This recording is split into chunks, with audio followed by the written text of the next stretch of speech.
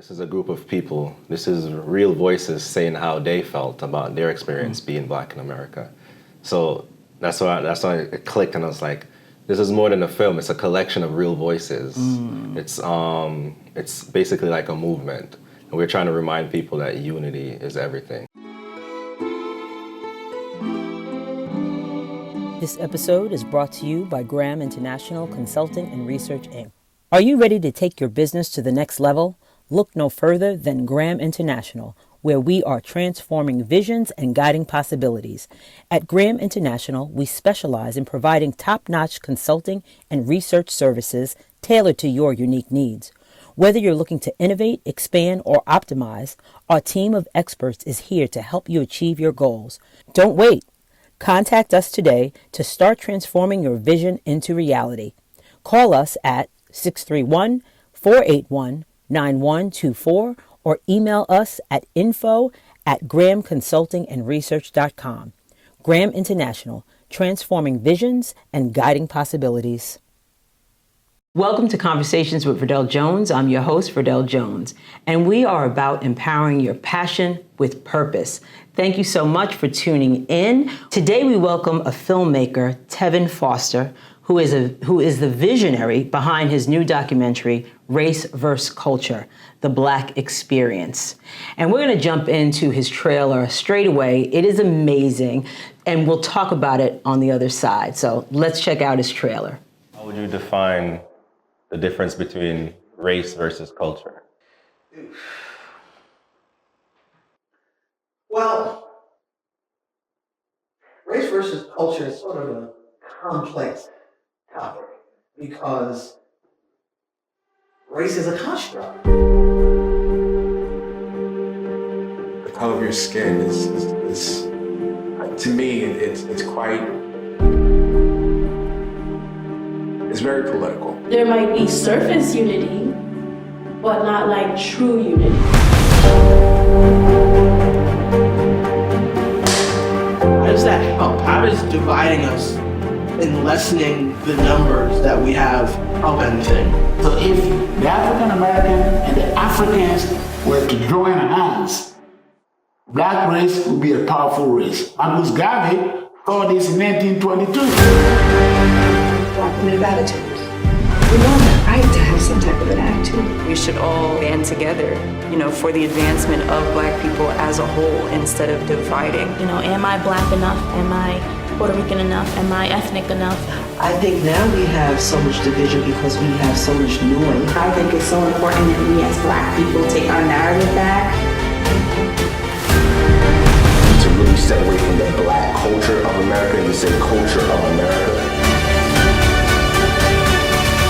So the question is, in my opinion, are we focusing or showcasing ourselves in our best light?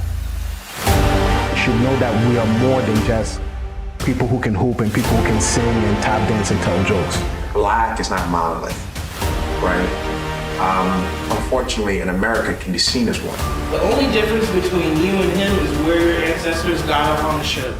How can we have a unified identity when so often our culture was bombarded by conflicting values?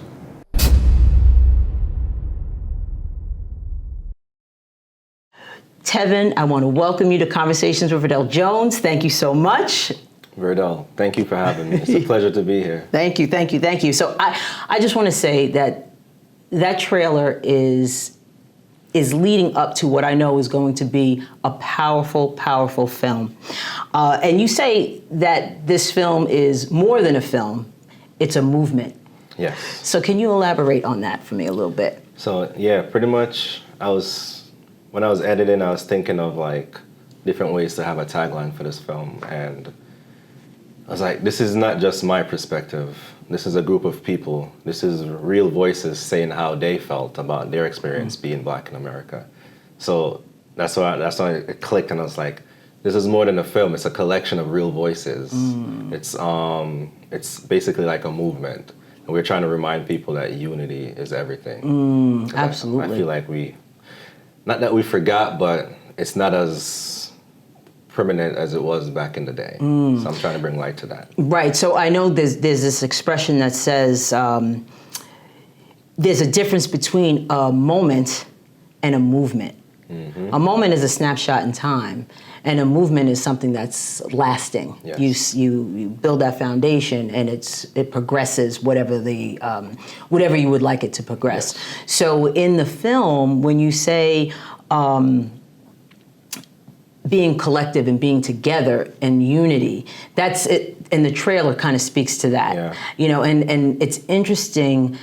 It seems as if the film kind of developed as you were going. Can you speak a little bit to that process?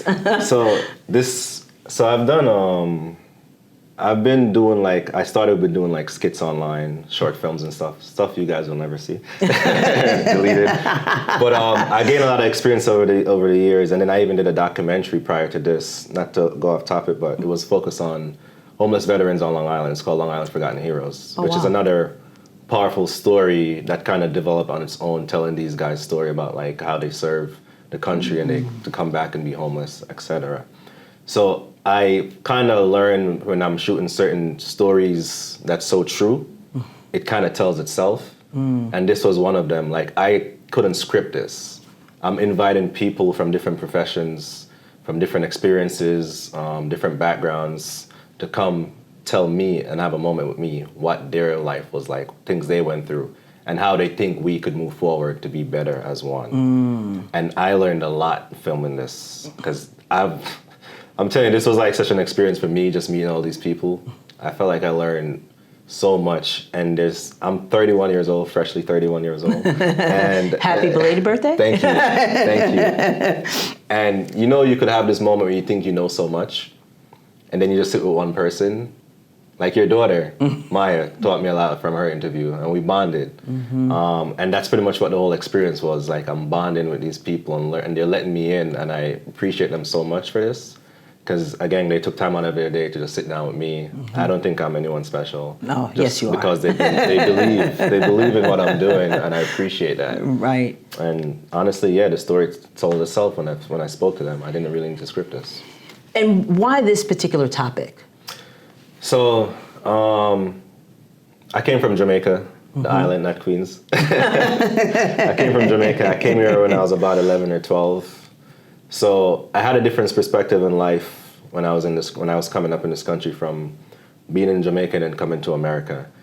And I had a strong accent. I still have a little bit of it, but I had a strong accent. And there's little things I went through as a dark-skinned black kid in middle school in America that I didn't think about when I was in Jamaica, because we all, for the most part, look the same. Right. But you come here, and then kids could be very brutal. They'd make weird jokes and think certain things are funny, but don't realize the damage it might be having to the kid they're doing it to.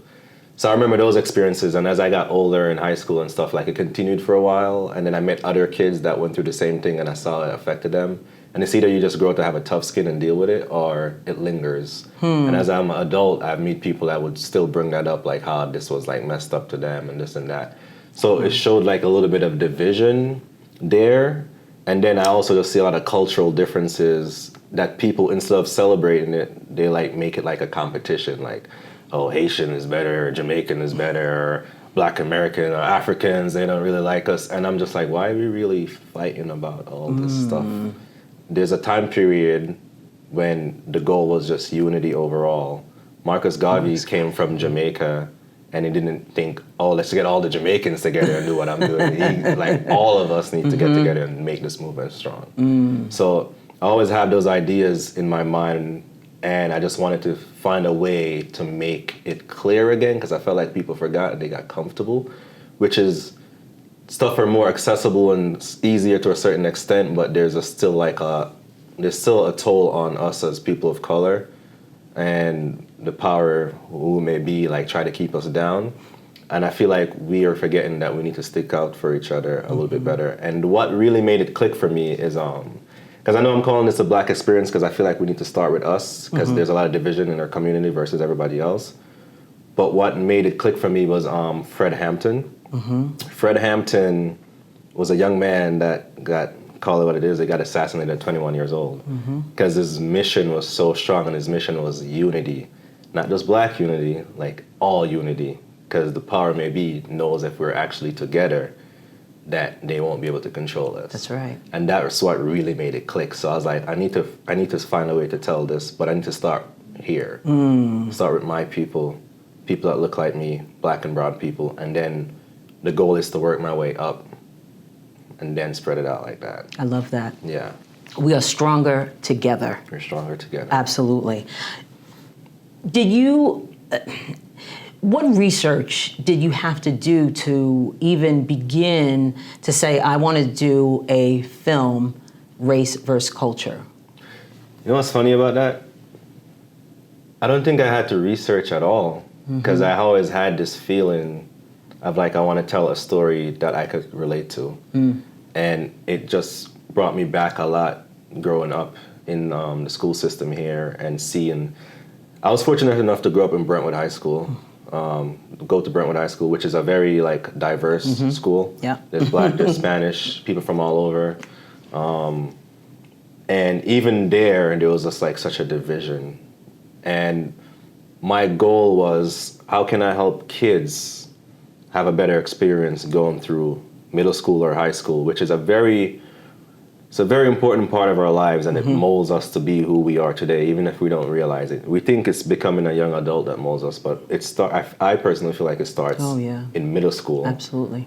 And what experiences you go through in middle school could really affect who you are in high school. And then if that experience is just as bad, you could end up being a bad person or someone that goes on the wrong path. I've known people that sadly committed suicide because they felt like they were being bullied, or they couldn't take what some people call it's just a race joke, and I didn't really mean it like that. Because people don't think about like how certain things linger for some. How you internalize it. Yeah, we're not all the same, like in terms of strength and mentality.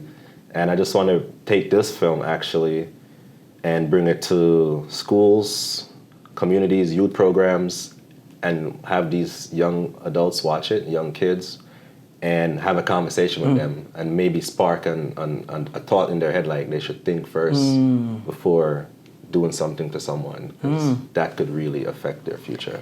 When you set out to make the film, Race vs. Culture, the Black Experience, did you set out with an intention to have an answer? No, I didn't. I didn't set out to have an answer, because the way I was looking at it is I don't know the answer. And some people might think they know the answer. Right. And their answer might be different from Jane Doe and John Doe. So the whole idea for me was, let's see what a bunch of people think. Yeah. And why we think differently. And maybe we could find an answer together. And start there. Because again, black is not a monolith, right? Right. Absolutely. So, yeah, we all have the same melanin, and we might have similar features, but we're all very different people at the end of the day. Right. I've learned the hard way coming up, because I was very naive in the past that like everybody's my friend, especially if they look like me. And I've learned, sadly, that there's some of my own people that was very bad to me. Right. And I was just like so in my own world, like that would never be a thing. So I've learned and I've dealt with people, and I grow and understand that people are people. Some people you want to hug, some people you give a fist bump, and some people you wave from down the block like, hey man, nice to see you. So I've learned that, and I'm just trying to bring like some sense of like, hey, we don't have to love each other, but we got to look out for each other. 100%. Like, I'm not asking you to be my best friend. Right. But if you see something happening and you can make a difference for that brother or sister, try your best to do it, because we need each other. We need each other. And how many people did you interview? Because it seems like, and you posted, right, to get people to actually talk to you. Yeah. You posted, I believe, on Facebook, right? Yes, on Black Long Island. And that Shout out to Felicia Moss. Yes, absolutely. And that was your casting, really. Yeah. And so how did you... It was very positively received. How were you able to bring that or narrow it down and to get people on that you know, I mean, where there's some people who that applied and you were like, no.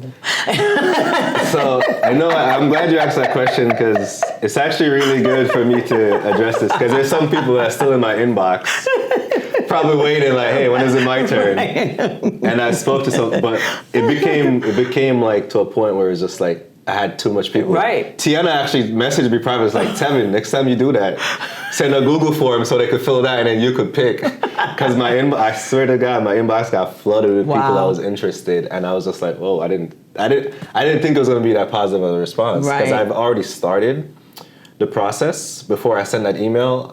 I was just inviting people that I knew personally. Right. And I started there, and then I was like, I need to find a way to get more business owners involved. And I was like, let me just write this real quick. Didn't think nothing of it. Bam.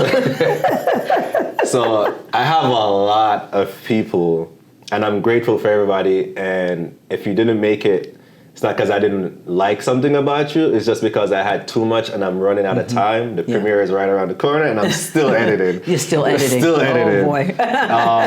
So I'm really trying to need to focus. There's a few more people I'm gonna get, but I can't get everyone. But I have a lot of people. I lost count. That's a good. I was starting to think I don't have to worry about ticket sales. All the people. Everybody's in the film. So, what do you want people to come away with when they watch Race vs. Culture, the Black experience? What I want people to come away with is this. I want them to realize. I said it earlier a little bit. I jumped the gun, but I want them to realize that we're stronger together. Again, we don't have to love each other. I know people always push like, oh, we have to love. No, we don't have to love each other. Just look out for each other. Just know that for some reason, the world is against Black and brown people. And keep that in mind when you go through your daily life. If you see somebody like yourself that's struggling, if you can help them, help them. I'm somebody that's like guilty of like, it's like for me not to stop and give people money when I see them begging, I have to not have cash in my pocket. Right. Because if I have it, that's how soft I am. I call it soft, but like if I see somebody, you have empathy for others. Yeah, I know some people do that and lie. That's on them. That's on them. That's their demons. Right. But if I lately, I've been seeing a lot of people out with kids selling like roses or chocolate. And that gets to me. Yeah. And I just I'll be the guy to pull over and just give them whatever money I have in my pocket. And then they're like, when you give it, I don't want the rose. Just take the money. Right. I pray they're not lying and that's not somebody that's out here in the cold with their kids doing that, which is messed up. But I just want more people to feel like they could take a moment out their day and help people is one thing, and not expecting something in return. Right. Because that's just how I operate. That's how my grandma raised me, God rest her soul. My grandma and my mom raised me to be like that positive guy that looks out for people, looks out for your family. And I just want to see if I could convince people to do that as well. And also, mainly, is just the part about you being united. Like, we're stronger again as a unit. Yes, absolutely. And the times are speaking for itself. Absolutely. It's all about DEI is a community. problem. What more I need to say? We need to stick together more than we think. We need to stick together. That's right. Yeah. So you are having a premiere. Yes. So please let people know about the premiere. Okay. When it is, where it is, how they can stay in touch with you. If they can't make the premiere, where would they be able to see the film after that? Let everybody know that piece. All right. So the premiere is going to be June 6th in Belmore Movies and Showplace. Doors are gonna open at 7:30 p.m. and the screening might start at 8:30. Give people a time to show up and check in, and then there might be I might speak a little bit at the end of the film, thanking everyone obviously, and then there's gonna be an after party from 9:30 right next door. There's a firehouse right next door. From 9:30 to 11:30, there'll be free food, cash bar. People are gonna be able to network and talk and meet like-minded people. A room full of smart people, creatives, and you could come and plug in your business and all that. If you want to see the film after the premiere, I'm pretty sure I'll do more screenings. I don't have anything planned yet. Okay. Hopefully, I'll do a screening right back to back, and I'll keep people posted online. There's an Instagram page, racevculture.film. Same thing for YouTube, racevculture.film, and TikTok. So you could, and then the email is also racevculture.film@gmail.com. So you guys could reach out, or you could find me in social. All Tevin right. Foster. Yeah. Thank you, Tevin, so much for being here. It was a pleasure. Everybody, please, if you can attend the premiere on June 6th, make sure you do that. Make sure you follow him on Instagram and TikTok and all those social media outlets. I'm so looking forward to seeing this film. If the trailer is any indication of the information and content and the individuals that are on our island, these powerful people speaking on this topic, it's going to be, you're not going to want to miss it. So make sure you tune in.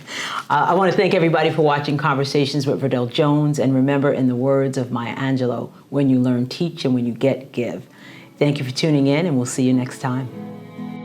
Don't forget to subscribe, comment, and follow us on social media so you will never miss an episode.